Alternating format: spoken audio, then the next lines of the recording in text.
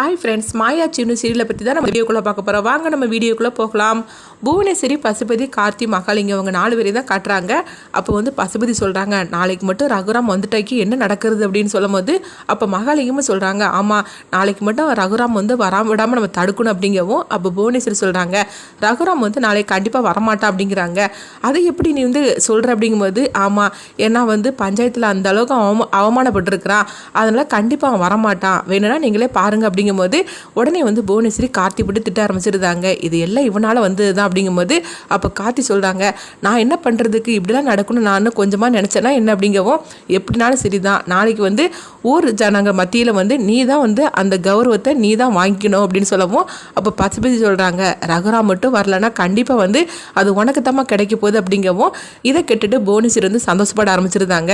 நாளைக்கு அந்த கௌரவம் வந்து நம்மளுக்கு தான் கிடைக்க போகுது, ஏன்னா ரகுராம் வந்து கண்டிப்பாக வரமாட்டான் அப்படின்னு அவங்க சொல்லிட்டு இருக்கிறாங்க. அடுத்து எங்கே பார்த்தோம்னா இவங்க ரகுராம வீட்டை தான் காட்டுறாங்க.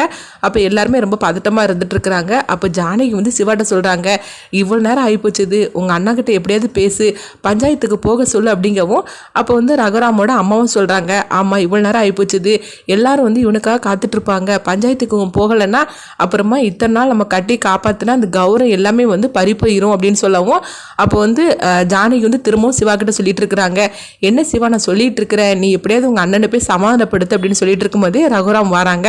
ரகுராம் வந்ததுமே அவங்க அம்மா வந்து சொல்கிறாங்க, ரகு நான் சொல்கிறது கேளு, நீ பஞ்சாயத்துக்கு போ, சாமிக்குள்ள கிரீடத்தை கொண்டு நம்ம கையாலே தான் நான் எப்பவுமே வருஷம் வருஷம் கொடுப்போம், அந்த கௌரவத்தை நம்ம வந்து விட்டு கொடுத்துடக்கூடாது, அதனால நீ கொடுத்துட்டு வாப்பா அப்படிங்கும்போது அப்போ ரகுராம் சொல்கிறாங்க, பஞ்சாயத்தில் பேசின ஒவ்வொரு வார்த்தையும் ஆணிடிச்சது போல் இருந்தது, அது எப்படி என்னால் மறக்க முடியும், கண்டிப்பாக நான் போகவே மாட்டேன், இதனால என்ன நடந்தாலும் சரி தான், எனக்கு அந்த கௌரவம் வேண்டாம் ஒன்றும் வேண்டாம், நாங்கள் அவமானப்பட்டது தான் மிச்சம் அப்படின்னு சொல்லிட்டு ரகுராம் சொல்லவும் எவ்வளோ வந்து சொல்லி பார்க்குறாங்க. ஆனாலும் அவர் கேட்குற மாதிரிக்கு இல்லை, அவர் ரூமுக்கு போய் கதை அடிச்சுக்கிட்டுதாரு.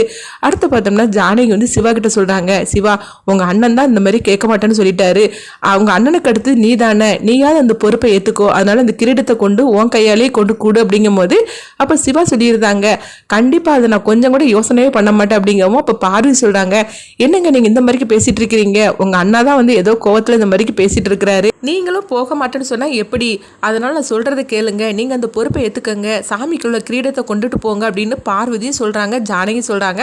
ஆனால் சிவா வந்து கேட்கவே மாட்டேன்ட்டுருந்தாங்க, கொண்டுட்டு போனாக்கா அண்ணா கொண்டுட்டு போட்டோம், இல்லைன்னா எனக்கு என்ன நடந்தாலும் எனக்கு பிரச்சனை இல்லை, ஆனால் அந்த பொறுப்பை நான் ஏற்க மாட்டேன் அப்படின்னு சொல்லியிருந்தாங்க. இப்படி நடந்துகிட்டு இருக்குது. எங்கே பார்த்தோம்னா பஞ்சாயத்தை தான் காட்டுறாங்க. அப்போ புவனேஸ்வரி பசுபதிகிட்ட வந்து அவங்களுக்கு வந்து சப்போர்ட்டாக பேசப்பட்டவங்க சொல்கிறாங்க, என்ன ரகுராம் வந்து இன்னும் காணலை, என்ன பண்ணுறதுக்கு, இவ்வளோ நேரம் ஆகிப்போச்சுது, டைம் வர முடிய போகுது, நல்ல நேரத்துக்குள்ளே நம்ம சாமிக்குள்ளே செய்ய வேண்டியது எல்லாத்தையும் செய்ய வேண்டாமா அப்படின்னு சொல்லவும் அப்போ இன்னொரு டீம் சொல்கிறாங்க, சரி ரகுராம் ஐயாவுக்கு கொஞ்சம் பொறுத்திருப்போம் அப்படிங்கும்போது கண்டிப்பாக அவர் வரமாட்டார், நேற்றுக்கு தான் அவரை வந்து அந்தளவுக்கு அவமானப்பட்டிருக்காருல்ல, அதனால் வரமாட்டார் அப்படின்னு சொல்லிட்டு இருக்கமோ அப்போ ஒரு நேரத்தில் வந்து புவனேஸ்வரி சொல்லியிருந்தாங்க, இவ்வளோ நேரம் ஆகிப்போச்சுது என்ன பண்ணுறதுக்கு அப்படிங்கவும் அப்போ பசுபதி சொல்கிறாங்க, வேறு என்னம்மா பண்ணுறதுக்கு, அவர் வர மாதிரிக்கு தெரியல, அப்போ அந்த கிரீடத்தை வந்து நம்மளே பேசாமல் எடுத்துகிட்டு வந்து உன் கையாலே நீ கொண்டு கூடு அப்படிங்கவும் இதெல்லாம் வந்து எதிர்பார்த்துட்டு இருக்கிற புவனேஸ்வரி வந்து ரொம்பவே சந்தோஷப்பட்டுட்டு இருக்கிறாங்க. ஆனாலும் வந்து ஊர் மக்கள் சொல்லணும் அப்படின்னு சொல்லிட்டு அவங்க வெயிட் பண்ணிட்டு இருக்கிறாங்க. அப்போ அவங்க சப்போர்ட்டாக வந்து பேசப்பட்டவங்க சொல்கிறாங்க, ஆமாம் இன்னும் அவர் வர மாட்டார், அதனால நீங்களே உங்கள் கையாலே கொண்டுட்டு வாங்க அப்படின்னு சொல்லவும் உடனே மற்றவங்களும் என்ன பண்ணன்னு தெரியாமல் அவங்களும் சரி அப்படின்றதாங்க.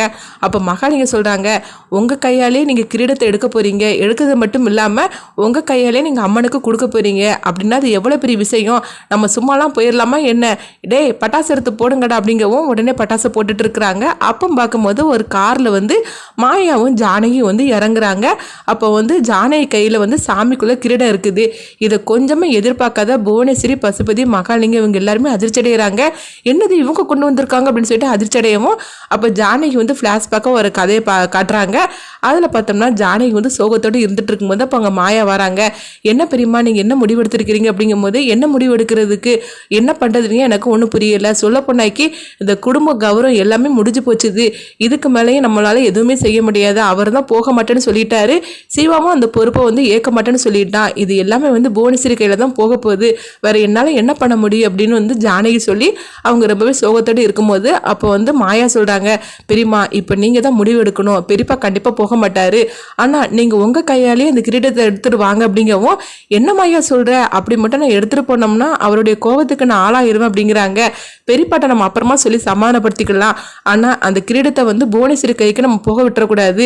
நீங்கள் எப்படி வந்து எங்கள் கல்யாணத்துக்கு நீங்கள் சப்போர்ட்டாக வந்து ஒரு முடிவெடுத்து இருந்தீங்களோ அதே மாதிரி தான் இப்போவும் குடும்ப கௌரவம் உங்கள் கையில் தான் இருக்குது. இப்போ வந்து அவங்க கைக்கு போக விட்டுட்டிங்கன்னா நம்ம இத்தனை நாள் கட்டி காப்பாற்ற குடும்ப கௌரவம் எல்லாமே பறி போயிடும். அதனால் நான் சொல்கிறத கேளுங்க, பெரியப்பாவை நம்ம எப்படினாலும் சமாதானப்படுத்திக்கிடலாம், ஆனால் ஊர் ஜனங்க மத்தியில் நம்ம குடும்ப கௌரவத்தை விட்டு கொடுத்துடக்கூடாது. அதனால் உங்கள் கையாலேயே அந்த கிரீடத்தை எடுத்துருவாங்க அப்படின்னு மாயா வந்து ரொம்பவே சப்போர்ட்டாக பேசிகிட்டு இருக்கவும் இதை கேட்டதுமே ஜானகிக்கு ஒரு தைரியம் வந்துடுது. அதை வந்து நினச்சி பார்க்குறாங்க. அதனால தான் வந்து அவங்க கையாலே அவங்க கிரீடத்தை எடுத்துகிட்டு வராங்க. அப்போ ஊர் மக்கள் அவ்வளோ வெரைட்டி வந்து அந்த கிரீடத்தை வந்து கொடுக்கறதுக்காக ஜானகி வரும்போது உடனே ஐயா வரல, நீங்கள் வந்திருக்கிறீங்க அப்படிங்கும்போது ஆமாம் அவர் வரல, அவர் சார்பாக தான் நான் வந்திருக்கிறேன் அப்படிங்கிறாங்க. சரிம்மா உங்கள் கையாலே நீங்கள் அம்மனுக்கு சாத்திருங்க அப்படிங்கும்போது உடனே பார்த்தோம்னா புவனேஸ்வரி இதெல்லாம் பார்த்துட்டு அதிர்ச்சியோடு இருந்துட்டு இருக்கிறாங்க. அப்போ அவங்களுக்கு சப்போர்ட்டாக பேசப்பட்டவங்க சொல்கிறாங்க, அது எப்படி ஒரு பொம்பளை கையால் வந்து கிரீடத்தை வந்து அம்மனுக்கு எப்படி கொடுக்க முடியும், அது வந்து கண்டிப்பாக கொடுக்கக்கூடாது அப்படிங்கும்போது உடனே வந்து ரகுராமுக்கு சப்போர்ட்டானவங்க பேசுகிறாங்க. இவ்வளோ நேரம் புவனேஸ்வரி எடுத்துகிட்டு வந்து கொடுக்கலான்னு சொன்னீங்களா, அப்போ அவங்களும் பொம்பளை தானே அப்படிங்கவும் இது கிட்டதுமே புவனேஸ்வரி வந்து எரிச்சல் அடைகிறாங்க.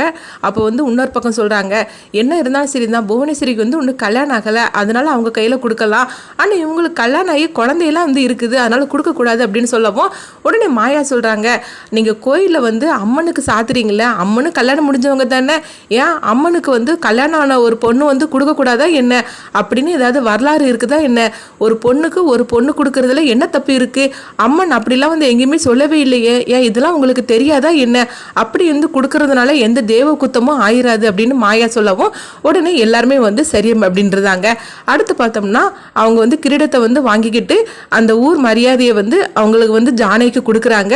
இதை பார்த்துட்டு புவனேஸ்வரி வந்து ரொம்பவே கடுப்போடு இருந்துட்டு இருக்கிறாங்க. இதை பார்த்துட்டு மாயா சந்தோஷப்படுதாங்க. மாயா வந்து ஜானகிக்கு தைரியம் கொடுத்து இந்த மாதிரிக்கு அவங்க சப்போர்ட்டாக வந்து எல்லாமே பண்ணினது கரெக்டாக அப்படின்னு சொல்லி நீங்கள் நினச்சிங்கன்னா உங்களுடைய கருத்துக்களை கமெண்ட் பாக்ஸில் கமெண்ட் பண்ணுங்கள். நம்ம இன்னொரு வீடியோ சந்திப்போம்.